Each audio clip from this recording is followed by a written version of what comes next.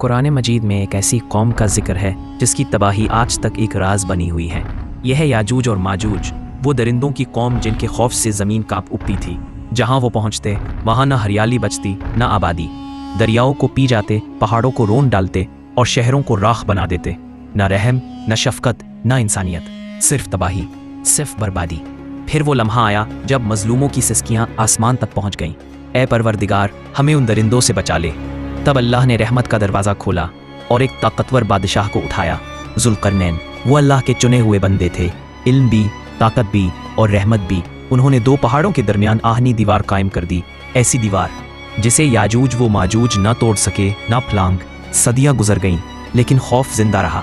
دیوار آج بھی کہیں موجود ہے مگر آنکھوں سے اوجھل، اور پھر ایک دن وہ دیوار ٹوٹے گی، زمین آگ اگلے گی، ہر طرف خون، چیخیں اور قیامت کا منظر ہوگا۔ پھر حضرت عیسیٰ علیہ السلام اپنے ساتھیوں کے ساتھ پہاڑوں میں پناہ لیں گے اور اللہ کے حضور سر جھکائیں گے۔ تب اللہ ایک ادنا سے کیڑے کو حکم دے گا اور ایک ہی رات میں یاجوج و ماجوج مٹ جائیں گے۔ صبح سورج نکلے گا تو زمین لاشوں سے بھری ہوگی، فضا بدبو سے بھر جائے گی، پھر رحمت کی بارش برسے گی اور زمین دوبارہ زندہ ہو اٹھے گی۔ یہ واقعہ قیامت کی بڑی نشانیوں میں سے ہے اور یہ پیغام دیتا ہے اللہ کی قدرت کے سامنے ہر طاقت بے بس ہے۔